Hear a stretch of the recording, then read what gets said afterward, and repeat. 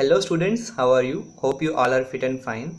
So today we are going to discuss two topics. First one is what is DBMS and the second one is what is SQL. So before going to study the DBMS, we have to know about the database. So we will discuss with the help of definition. So the definition is database is integrated collection of related information along with the details so that it is available to the several users for the different applications, which means we have a related information in the database, and that information will be in the organized form so that it will be available to the several users when they want that information in the application or the different applications. So if we want to make the database, we have we mentioned some name. For example, we are maintaining the database of students. So here the student is the name of the database and the table name is computer science. For example, we are maintaining the student record of the computer science stream. So the table name is computer science and the database name is student. So the table name is also known as the entity. So entity is anything in the real world which have some features. For example, the table name computer science is the entity because it have the features like the roll number, name, address and fees. So it should be anything like any roll number, any name. For example, Rahul, Raj, Rohit, and their respective addresses are Delhi and Mumbai, Kolkata. So with the help of all the like entity names and all the record we have maintained, for example, you can say it a row or record or tuple or anything which we are storing in the database. So with the help of these entity, the database name and all the record rows and tuples, with the help of this we this is called the database. The row, the entity and the database name, with the help of these all, this is called database. So for example, to understand it, for example, we have a Facebook database. So we have a cylindric form of database and the name of database is Facebook. And for example, we have table inside it like the user table and the pages table. In the user table we have the user ID and their password. For example, we have many users inside the Facebook database. Many users using, like across the whole world is using Facebook right now. So we have millions of users, and I am just giving you the example to understand it, so that we have only 4 users and their respective passwords. So we have the user table and the pages table separate because in the user table we have a specific information about the user ID and the password, and the another table we have the information about the page name and their likes, how many likes in the page are. So if we want to store any specific information, so we have a specific table for that. In one database we have many tables, you can say. For example, if we have one database of Facebook, then we have a millions and trillions of tables inside it if we want to.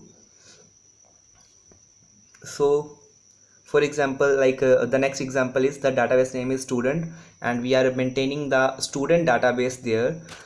Basically the database is in the cylindric form, so that's why it is in the cylinder form.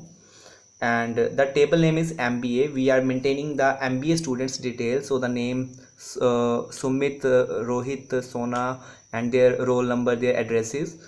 And we have many other tables also, like the MCA table, the BTech table. We are maintaining the stream wise table and the record, you can say, in one database. As we have discussed, like in one database we have many tables. So to understand their different kind of things, like the column is also known as the fields and features and the attributes, as I told you. Like for example, if table name is the entity, so entity is something which have some features. In real world we can consider anything as the entity which have some features. So column is also known as field and feature and attributes.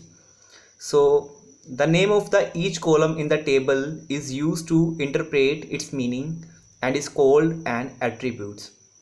So in this student table we have a student ID column, name column and the address column.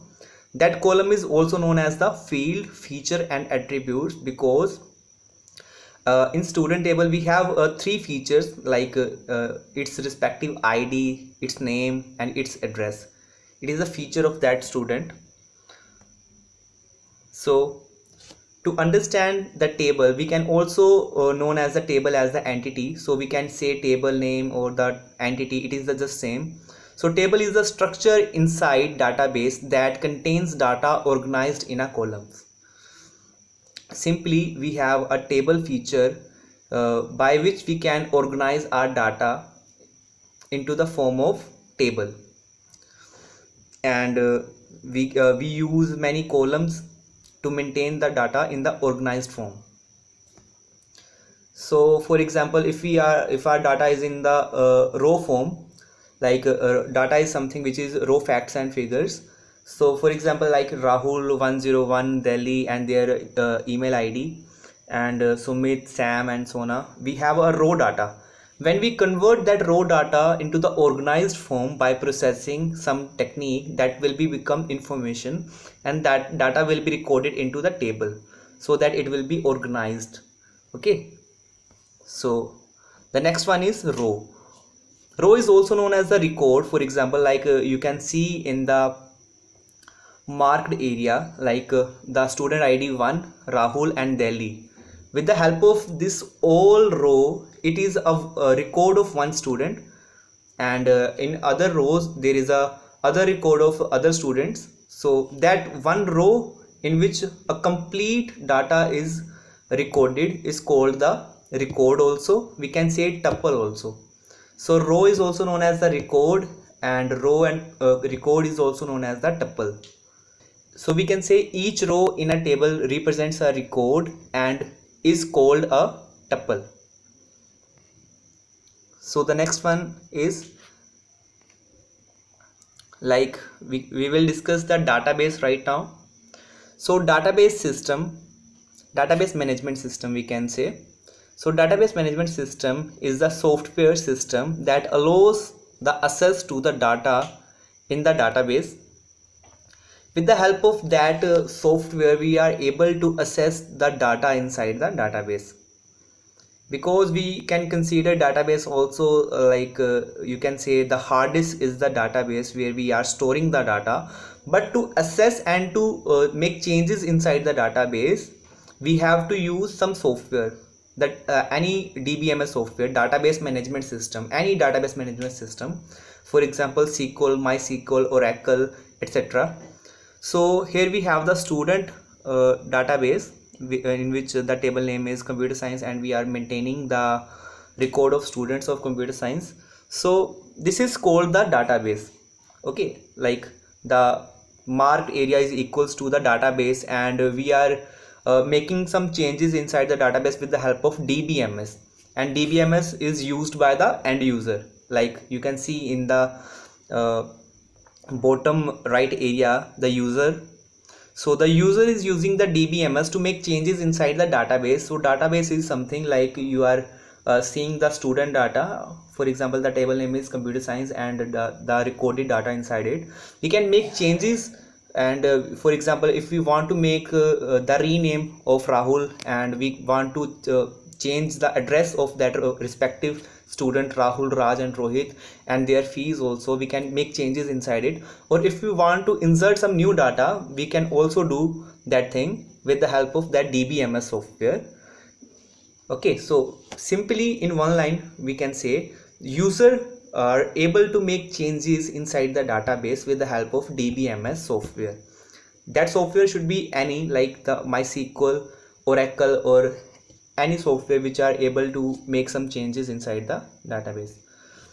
For example, like here we have that DBase, Microsoft Access, LibreOffice Base, FoxPro. These are the examples of that DBMSs.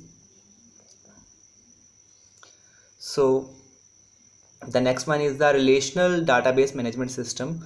So relational database management system and the simple database management system is a few differences, like database management system is something in which we are able to make changes, but that DBMS should be in any form, like it should be in hierarchical form, in the network form, but we are using the relational database management system.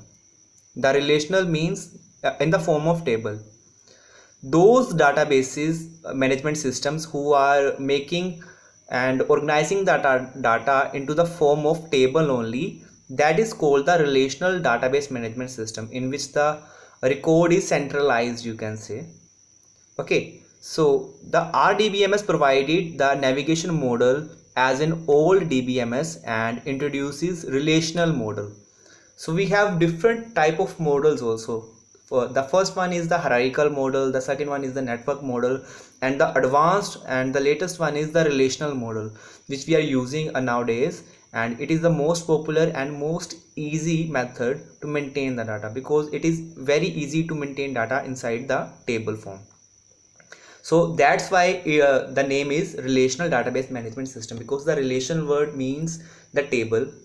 It is a relation of rows and columns. That's why we say table is equals to the relation. So that's why the relational database management system, because we are maintaining the data in the form of tables in DBMS.